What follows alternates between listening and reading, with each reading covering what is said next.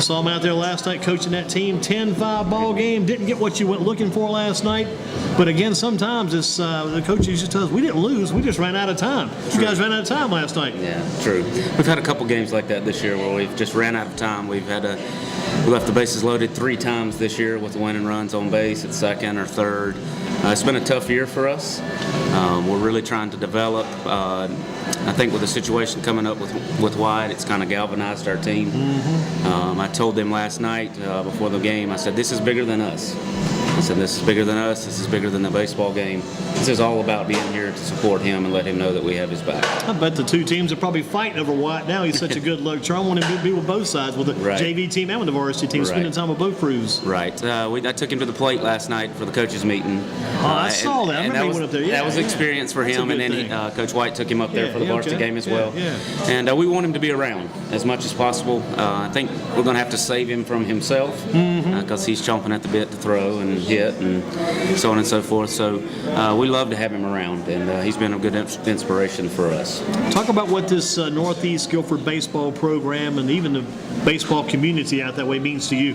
Right. Well, I went to Northeast. I graduated in 1999, and the way I got involved in baseball is my mom actually worked with Coach White. And he called me out of the blue one day. He said, hey, how would you like to help us with baseball? And I jumped at it. And I credit him a lot for everything that I know.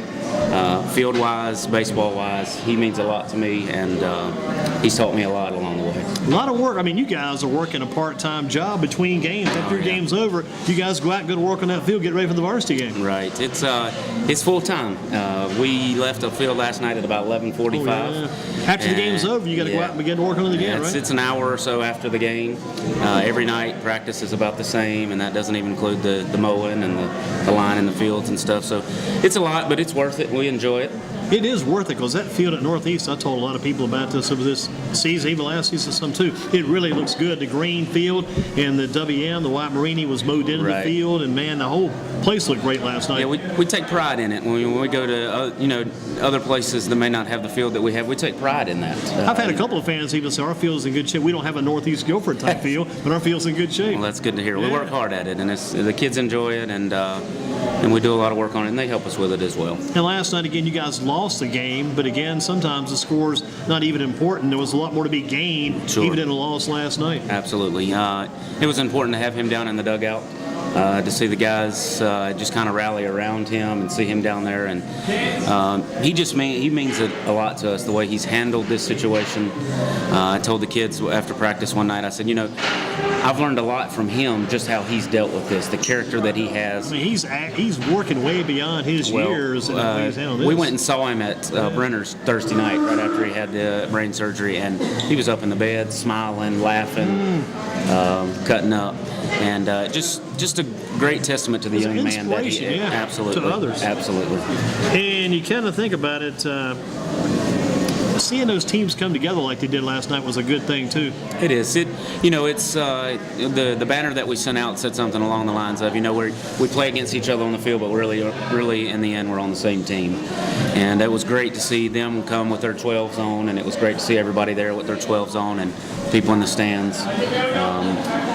Yeah, I don't think the PA announced. I'm not sure if it's Eddie Holloman or Donnie Strader in a kind of an alter ego type thing there. Right. But listen, every time he didn't say now batting number 12 because we knew it was going to be number 12, which was a good thing. Yeah, I told the umpire before the game. He said, "Coach, you don't have numbers on here," and I'm like, "Well, everybody's number 12, so I'll just come with you for the last name."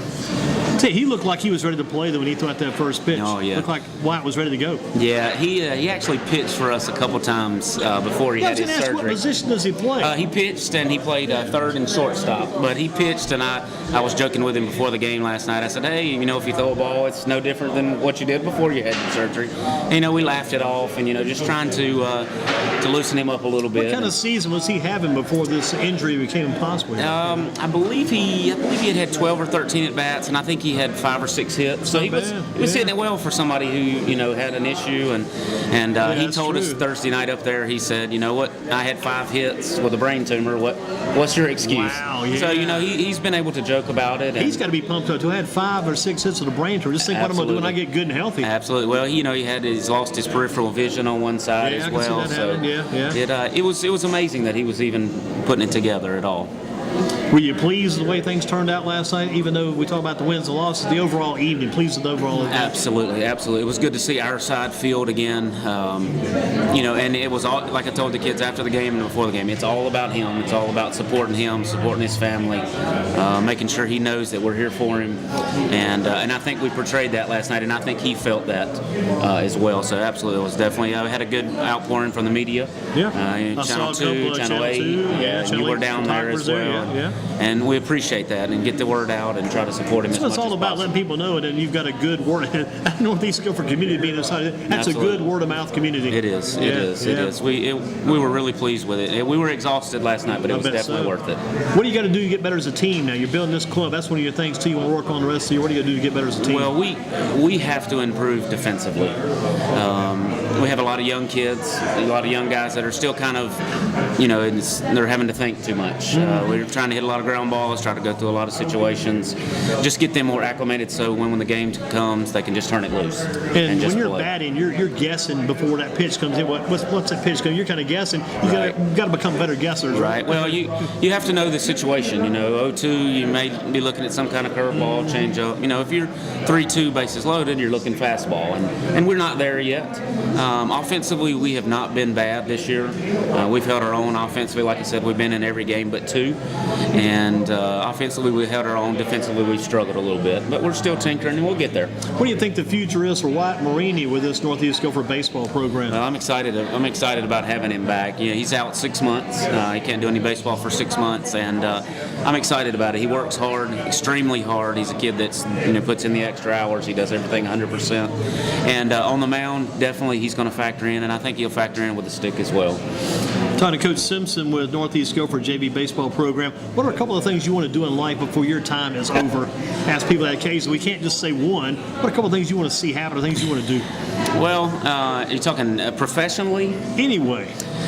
Maybe some dream goals in life, some things you like to do you've never done. Well, to be honest with you, I am from this area, and I am a country boy, and I'm pretty content at where I am in life. I teach 3rd grade at Gibsonville Elementary. That's good stuff. And so I always tell the kids, there's no difference in you and 3rd graders. 9th and 10th graders are about the same as 3rd graders. Maybe get back into school and get my master's degree in the EC department, kind of help BED-wise, behavior issues, so on and so forth. But I'm pretty content. I wrestled a little bit in college on what to do, and I just finally went with what would make me happy and what would, I could go to work every day and enjoy it.